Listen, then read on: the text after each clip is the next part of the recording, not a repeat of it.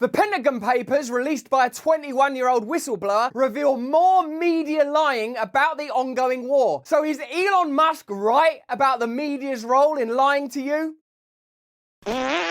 Hello there, you 6.4 million awakening wonders. Thanks for joining me on this voyage to truth and freedom. If you haven't turned on the notification bell yet, turn the notification bell on right now. We make content every single day and we want you to see it all. Otherwise, you will be reduced to drinking and devouring the thin gruel pumped out by the machine that wants you dumb and undernourished. And today's story is a great illustration of that. You'll have heard of the Pentagon Papers and how they reveal that privately the US have concerns that they're not sharing in their jingoistic appraisal of ongoing events between Ukraine and Russia. Elon Musk has recently said that the state media operates as a propagandist machine. What's interesting about the Pentagon Papers is that in private, the US accept that the war will go on for another year and Ukraine have little hope of regaining any land lost in this conflict. Why then are the media only asking questions about the identity of the whistleblower and questions that lead to doubling down on censorship rather than investigating the validity of the revelations? Let's have a look at how the mainstream media reported this story. We have breaking news in the Pentagon's... We are standing a little too close to one another in this clip. Pentagon's leaked classified documents. In fact, our positioning could be seen as a convenient metaphor for how close the government and the media are. A member of the Massachusetts National Air Guard has been taken into custody. Federal authorities identifying him as 21-year-old Jack Teixeira. Firstly, he's not old enough to be in the army. That's the first thing that I'm going to point out. A dramatic arrest caught on camera in connection with the Pentagon's leaked documents probe. A man walking out of a Massachusetts home with his hands above his head before he's handcuffed and taken into custody. Seems like overkill for arresting that little lad. They could have just sent a couple of staff from Disney World. Get in the fucking truck! Okay, I'll get in the truck. Can I have a lollipop? Oh, okay. No more leaks, though. No, I promise. This comes after a teen whose identity was withheld spoke with the Washington Post with permission from his mother, claiming to know the alleged leaker. Where's this whole story taking place? Mickey Mouse Club? People need permission from their mothers, little tiny whistleblowers? The teen calling the leaker OG. OG? This is children's leaks. Saying OG began posting classified information to Discord last fall. I bet he's glad that that nickname's sticking. Those documents rapidly spreading across similar groups, causing a global diplomatic fallout. Okay, so what's in the documents that tiny tot radical OG has leaked? The documents on the war in Ukraine, leaked from the Pentagon and other US security bodies, only confirm what anyone paying attention already knew, that the United States and NATO are massively and critically involved in arming and training Ukraine and providing detailed intelligence to the Ukrainian armed forces. The leaked document also says the US doesn't expect Russia-Ukraine peace talks in 2023. Another leak that was also reported by the Washington Post says the US thinks it's unlikely Ukraine will regain any significant territory in its expected counter-offensive, a stark difference from what the Biden administration has been saying publicly. What I suppose that tells you is there is a paternalistic and propagandist approach to the way that we are informed about current events. You might be all right with that. Maybe you think like, oh yeah, I'd only want a propagandist version. I can't actually handle the truth. But for me, that gap is not about how we are protected and kept safe, although that's always what they'll tell you. It's about affording opportunity to kind of keep the public at arm's length. Also, there's an important moral question here that doesn't involve the 21-year-old Mickey Mouse Club whistleblower. It's this: we are continually given a version of events with regard to Ukraine and Russia. We have to keep supporting them, another $1 billion worth of arms that will go through Raytheon and Northrop Grumman, etc. But in private, what they're saying is this war is unwinnable. If you're funding this war through your taxpayer dollars, do you have the right to access the truth about what they actually think? I believe that you do. When they're making decisions to continue to fund and continue to support, that should be on the basis of, look, this is what we really think. Ukraine aren't getting any of that territory back. No way. It's not happening, and the war will go on for another year. Do you want to carry on funding it? You're funding it. Your relationship with the state can be evaluated and understood here. They're telling you one thing while they believe another. They're extracting your tax dollars that's ultimately ending up in the hands of the military-industrial complex. And when there's a whistleblower, the media just report on the whistleblower and fetishize him and whether or not he should have said it and how long he should go to prison for and whether or not it constitutes espionage. How come all of these institutions solutions are between you and the truth and actually your money. Researchers say the leak ranks high among other prominent recent revelations about the clandestine US government activity, a list that includes information from Edward Snowden about the NSA's bulk surveillance activity. So we now know that the state are lying to you about how they regard the Russia-Ukraine conflict to play out. That's interesting because they want you to continue funding it. Now, how are the media holding the government to account? What type of questions are they asking? Are they operating as a media might, an independent media might, as conveying to you information so you can determine and decide how you view the situation? Or are they essentially in partnership with the government in helping them to shape the narrative in a way that keeps you from understanding the truth? Here's a tweet from Michael Tracy, friend of the show, that might help you understand that relationship even more. Look at the questions that were asked by journalists at the Pentagon press briefing today. They're all about demanding answers for how the government plans to improve its ability to conceal newsworthy information from the public. Tara Kopp, AP. What steps has the Department of Defense taken to reduce the number of people who have access to not only these classified briefings, but classified material in general? Did you go to school with people like that? Sir, can we stay behind and do some extra homework?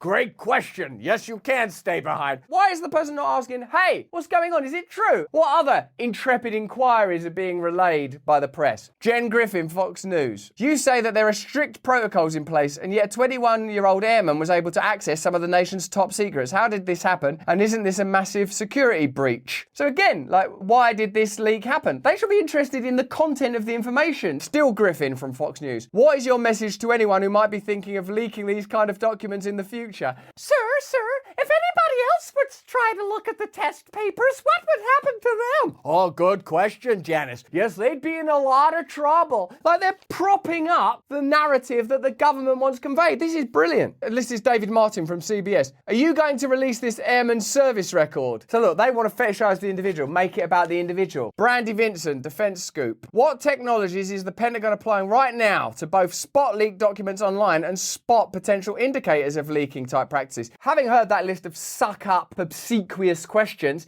is Elon Musk right that the mainstream media essentially functions as propaganda for the state? Last week, Twitter labelled NPR and PBS as state-affiliated media before changing the wording to government-funded media. The BBC and Voice of America were also tagged. We would not be able to make this fantastic content without our sponsors. If, like me, your schedule is way too busy to chop vegetables with a knife, risking digits every time, you need Field of Greens.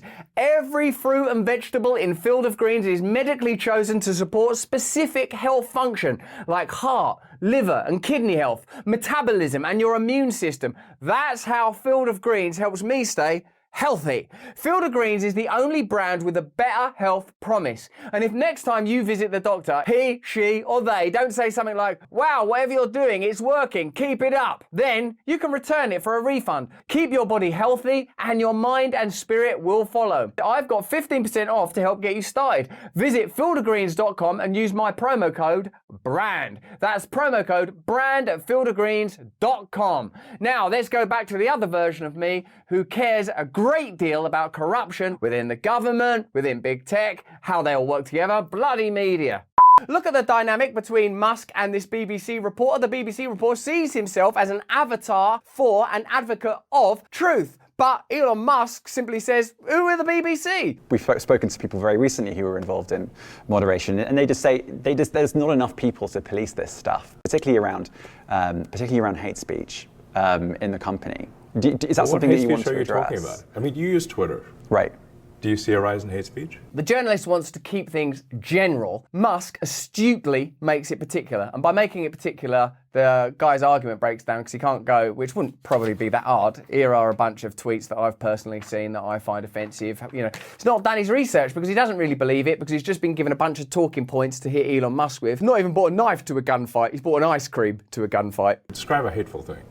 Yeah, I mean, you know, just content that will solicit a reaction, something that may include something that is slightly racist or slightly sexist, those kinds of things. So you think if something is slightly sexist, it should be banned?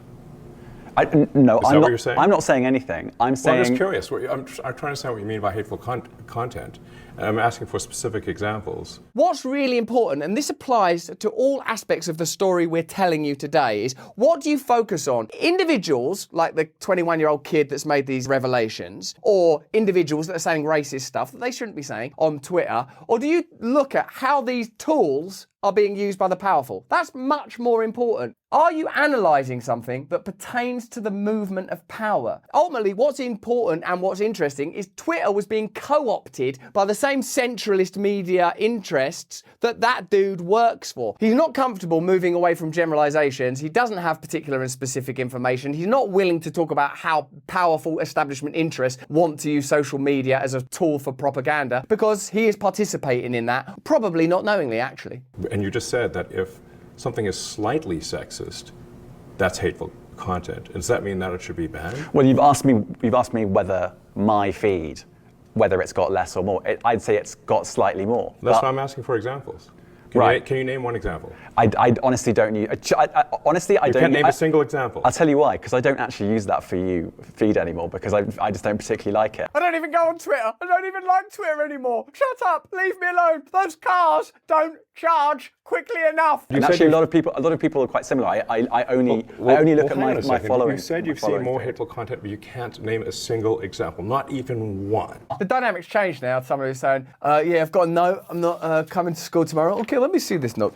Hold on a minute. It says here that you're feeling slightly sick. I don't even go to this school. I'm not sure I've used that feed for the last 3 or 4 weeks, and I Well, then honestly how did you couldn't- see the hateful content? Because I've been using Twitter since you've taken it over for the last 6 months. Okay, so then you must have at some point seen the For You hateful content. I'm asking for one example. Right. You can't give a single one. And I'm saying I say, sir, that you don't know what you're talking about. Really. Yes, because you can't give me a single example of hateful content, not even one tweet. And yet you claimed that the hateful content was high. Well, That's a false. no. What I You claimed. just lied. Elon Musk started to enjoy that. That's a false. That's a false. No, wait, hold on a minute. Your surname sounds like a type of perfume. Right, and as I've already said, I don't use that feed. But let's. then how would you know that I don't think this is getting You anywhere. literally said you experienced more hateful content and then couldn't name a single example. Right, and as I said, That's absurd. I haven't actually looked at that feed. Then how would you know this this hateful content? Because I'm saying that's what I saw a few weeks ago. I can't give you an exact example. Let's move on. Let's move on to the topic of COVID, because I'm much more confident that nothing weird went on when it came to reporting on COVID. This is the BBC. The BBC could be saying, was there a wealth transfer during the pandemic? Did it benefit powerful interests? None of these questions are getting asked. COVID misinformation. You changed the COVID misinformation Has rules. BBC changed its COVID misinformation? The BBC does not set the rules on Twitter, so I'm asking you. No, I'm talking about the BBC's misinformation about COVID. This is awkward. I'm literally asking you about, you changed the labels, the COVID misinformation labels. There used to be a policy, and then it then disappeared. They want to have a conversation about minutiae, not that hate speech is unimportant, but compared to centralised control and an inability to have the significant and important conversation about whether state interests and media interests align to such a degree that we're no longer being given anything approaching the truth. We're continually given only propaganda. That's the important conversation, whether you're talking about the Pentagon Papers or more broadly the relationship between the mainstream media and the public and the government. That's the significant question. Is responsible, objective, transparent reporting taking place? Is state media essentially a propagandist unit? And it's pretty clear, even from the discomfort revealed in this exchange, that is the role of the state media. And if you're within it, you don't even think about it. Why would you? How could you? Does the BBC hold itself at all responsible for misinformation regarding masking and side effects of vaccinations and not reporting on that at all? And what about the fact that the BBC was put under pressure by the British government to change its editorial policy? Are you aware of that? This is not an interview about the BBC. Oh, you thought it wasn't? Here's Caitlin Johnston critiquing the relationship between the state and the media. The US State Department spokesperson Ned Price is being replaced by a man named Matthew Miller. Price is a former CIA officer and Obama administration National Security Council staffer who for years worked as an NBC News analyst, while Miller has previously had roles in both the Obama and Biden administrations and spent years as an analyst for MSNBC. The current press secretary, Karine Jean-Pierre, is a former analyst for NBC News and MSNBC, and the last press secretary, Jen Psaki, now has her own show on MSNBC. Prior to her stint as White House press secretary, Psaki worked as a CNN analyst, and before that she was a spokesperson for the State Department, like Price and Miller. Lest you get the mistaken impression that this phenomenon is unique to Democrats and their aligned media outlets, it should here be noted that Trump's press secretary, Sarah Huckabee Sanders, got a job as a Fox News contributor immediately after resigning from that position, and now she's the governor of Arkansas. Another Trump administration press secretary, Kayleigh McEnany, is now an on-air contributor to Fox News and previously worked for CNN. The man who allegedly leaked the Pentagon documents was tracked down and named by the New York Times even before his arrest by the FBI. The New York Times assembled a crew of a dozen reporters to hunt down the leaker.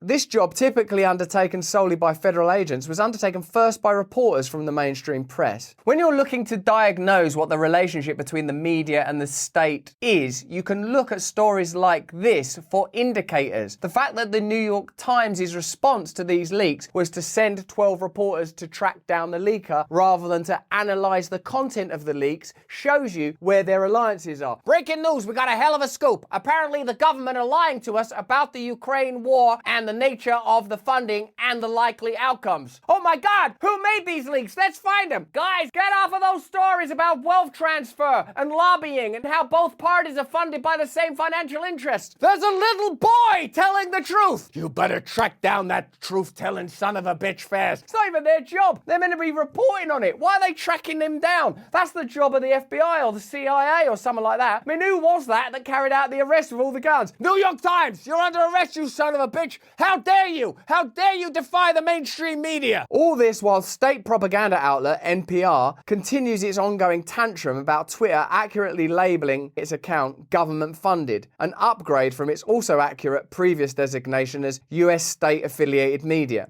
NPR receives funding from the US government, consistently promotes the information interests of the US government, and is run by the former CEO of the US government's foreign propaganda network US Agency for Global Media. Everywhere you look, you can find extensive entanglements between the US government and the news media outlets that Westerners look to for information about the world, and that's before you even get into the way the plutocratic class which owns and influences the US media is also not meaningfully separate from the US government. When corporations are part of the government, corporate media is state media. The only reason Americans consent to the freakish status quo of their government, which impoverishes and oppresses people at home while bombing and starving people abroad, is because their consent has been manufactured by a media class that is not meaningfully separate from the government. Place the press in their proper place as oppositional scrutinizers of government behavior, and the dynamics underlying the nation's problems would no longer be hidden from the public. The mainstream media and the government have a vested interest in making the free speech argument opaque and complicated and entangled in order that they can continue to assess which information you should have access to and which information you shouldn't have access to. They're perfectly happy to say that the information they're trying to control is either hateful or bad for you in some way. We can't let you know that. That will be harmful for you. People will get into medical crisis as a result of this information. But Caitlin Johnston's article demonstrated that there is an ongoing relationship between the media and the state. Whether it's Karine Jean-Pierre, a former NBC analyst, or Jen Psaki, a former CNN analyst, or the other side having their own affiliations with Fox News, the state and the mainstream media have a vested interest in controlling information. The mainstream media, because that's where they generate their revenue from, that's how they capture your bulk data and package it and sell it, and the state, because if you have access to as much information as there is available, which is almost inconceivable these days, you will start to make decisions